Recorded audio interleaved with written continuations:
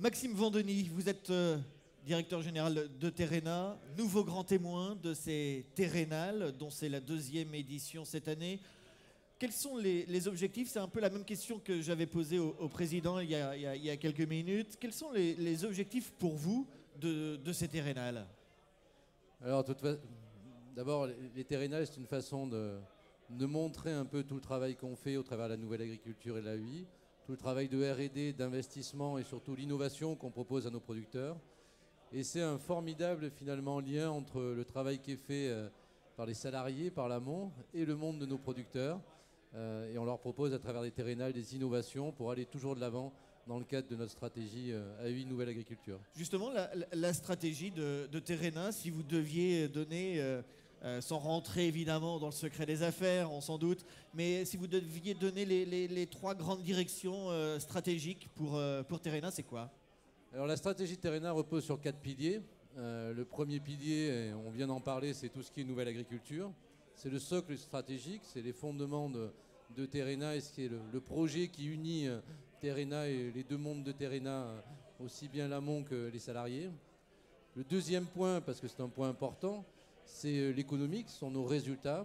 C'est avoir des résultats pour avoir effectivement de la crédibilité sur cette nouvelle agriculture, mais aussi pour pouvoir financer nos développements, là où on veut en aller en toute sérénité. Le troisième, je dirais, c'est le développement à l'international. Aujourd'hui, effectivement, Terrena est très ancré dans l'économie française, dans une région en particulier. Et aujourd'hui, l'évolution, et on sait que demain, la croissance mondiale ne sera pas forcément en France. Oui. Il nous faut aujourd'hui trouver les partenariats, et c'est ce qu'on a fait notamment dans l'univers des produits carnés, au travers de la viande bovine avec Down Meat, et un nouveau projet que l'on vient de rajouter aujourd'hui en volaille. C'est ce qui doit nous, tout à fait, c'est ce qui va nous ouvrir effectivement les frontières et permettre à Terrena de sortir et promouvoir l'agriculture française, promouvoir la stratégie AI Nouvelle Agriculture. Maxime Vendeny, vous êtes certainement l'un des meilleurs observateurs et l'un des meilleurs connaisseurs du monde agricole aujourd'hui en France. Est-ce que selon vous, la France a les atouts pour rester et peut-être gagner encore des places dans l'échelle des pays producteurs et des pays agricoles? Oui, bien sûr, oui. J'ai l'habitude de dire que l'agriculture française se vend aussi bien à l'étranger que la Tour Eiffel. Voilà. On est reconnu pour une agriculture de qualité, on est reconnu pour un savoir-faire, on est reconnu pour des territoires, une variété de production. Et ça, c'est extrêmement recherché, d'autant plus qu'on est reconnu par-dessus tout sur des aspects qualitatifs. Voilà. Les produits de l'agriculture française sont qualitatifs et il y a un savoir-faire. Et ça, effectivement, on ne le dit pas assez. On ne l'exporte pas assez, on n'en parle pas assez. Dans le qualitatif, il y a, on pense au goût, à la saveur, mais il y a aussi la sécurité des aliments. Ça, c'est un des atouts majeurs de la France agricole. C'est un atout majeur. On voit aujourd'hui l'évolution du comportement des consommateurs. Ils cherchent de plus en plus de traçabilité, de sécurité alimentaire, etc., etc. C'est d'ailleurs tout le travail qu'on fait au travers de la nouvelle agriculture. Mais ces consommateurs, ils sont aussi bien français que mondiaux finalement. On voit la croissance, on aura 2 milliards d'habitants en plus sur la planète d'ici 2050. La France pèsera 1%, moins d'1% de la population mondiale.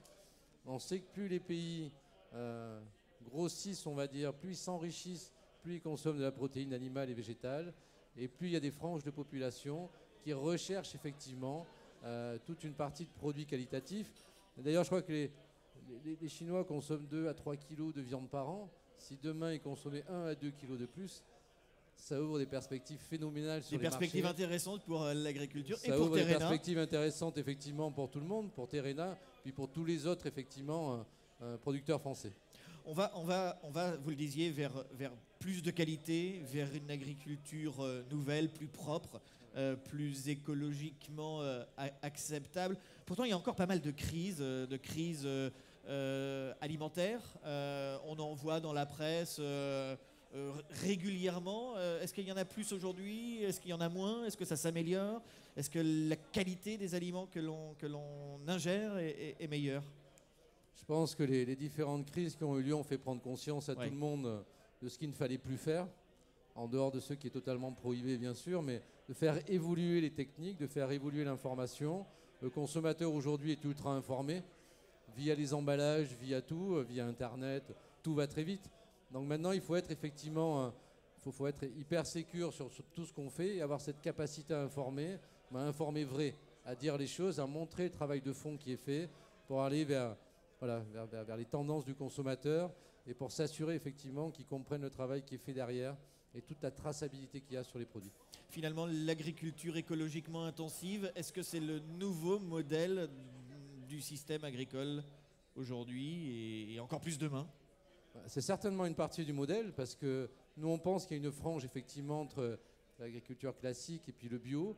Et c'est cette frange où on veut, à travers de tout ce qu'on fait, la nouvelle agriculture et la UI, on veut augmenter la qualité, la traçabilité et répondre à toutes ces attentes des consommateurs. Mais tout en gardant les rendements et une productivité intéressante évidemment pour les agriculteurs et pour leur salaire. C'est produire mieux, c'est produire plus, c'est aller chercher la valeur pour l'agriculteur. Il faut créer de la valeur ajoutée, c'est ça qu'il faut rappeler. Il faut créer la valeur ajoutée, l'objectif c'est bien effectivement de créer de la valeur ajoutée.